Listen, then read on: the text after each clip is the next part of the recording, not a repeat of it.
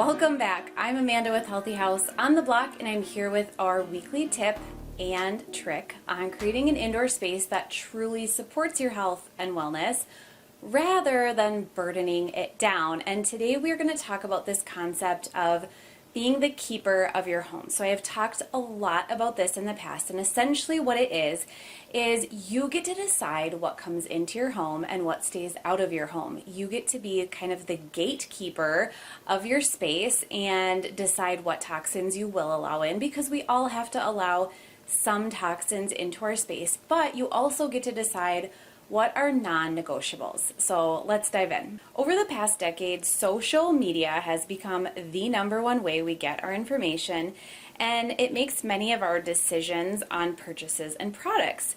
So this is even true of myself. There are bloggers I have followed for over a decade, and I trust their opinion on products and problem solving way more than a commercial on TV. Now, the problem is when we see another person talk about a product or an item they have, there is often this feeling of wanting to go along with that. After all, this is a real person, and it's not just a commercial. If they have it, then I can have it too.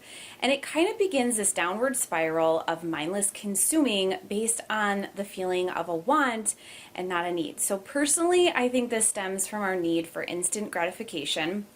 Our world is filled with gadgets and tools to feed this need, from the microwave to Amazon Prime. If we want something right away, then we'll get it. I mean, when is the last time you really waited for something that you wanted? It's hard. I know for me, adding this kind of filter of being the keeper of my home, or this lens of, do I really need this right now, has helped. And I know that I can wait and it won't be the end of the world. And sometimes I find that it's better to wait and purchase something later after I've done the research or after I've made a decision based on more than just my initial want. So one of the things that has really helped me is creating a list. I use this list as my go-to. So anytime I want to purchase something, I put it in my phone and it goes on this list of things that I either need to research or things that I plan to purchase in the future. And then when I'm out and I maybe see something on sale, or I'm making a trip to the hardware store, or whatever it may be, if the item is on my list, I'm more likely to know that I have it in my budget, I have the means to go get this. If it's not on the list, I typically will wait, or I'll do more research to put it on the list. It has been a game changer in making sure that I'm not purchasing things on a whim. I do the same thing with my clothing. Online shopping has been a huge help in this sense. If I see an item I want, I think back to if I really need it or actually want it. And I absolutely keep a list of clothing items I'd like to add to my wardrobe or replace in my wardrobe. And if I find something that's on my list, then I get it. But if it's not on the list, I don't really think about making that purchase. So another shift that can really help you when it comes to purchasing less or making better decisions about what you're purchasing is going back to like the bare necessities. So do I really need it?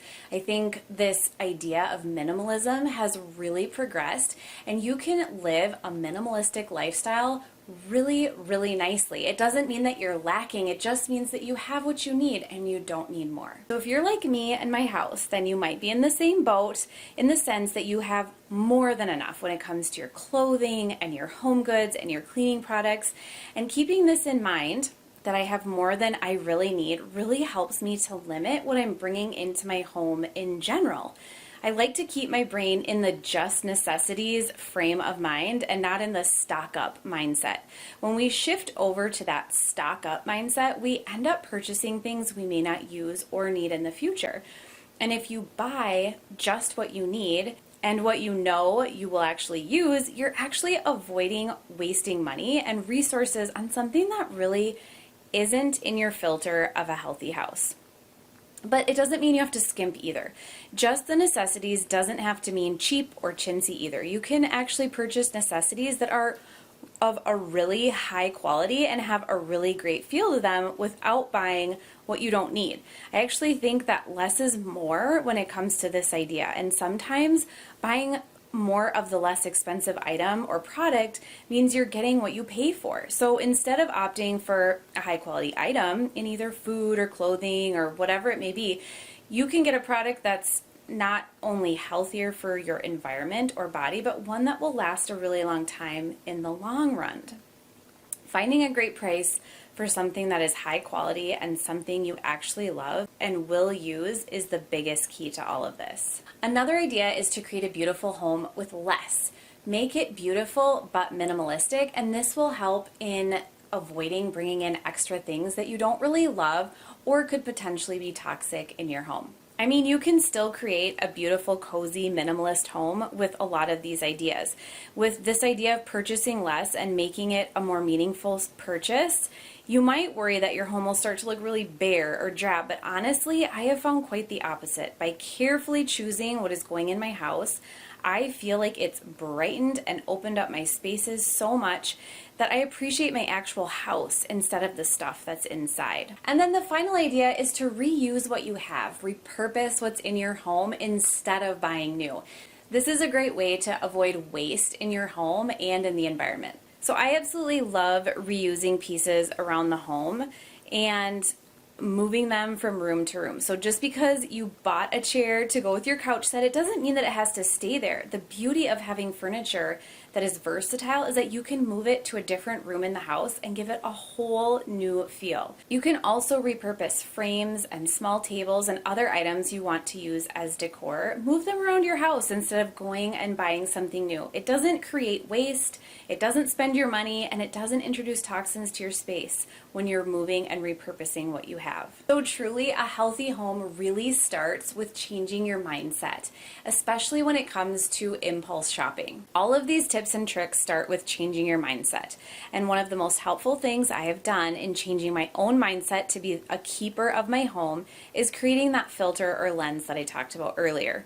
All I have to do is ask myself before I buy something if I need it and if it's something that will really bring me joy in my home. If the answer is no, then I don't purchase it, or at least I will do some thinking before I buy it. As always, thank you so much for joining me. I hope you can take at least one idea from this week's blog post and video and bring it into your own home to reduce toxins and change your space in a healthier way. I hope you'll subscribe to my channel because I'm here every single week with new ideas and tips on creating an indoor space that truly supports your health and your wellness.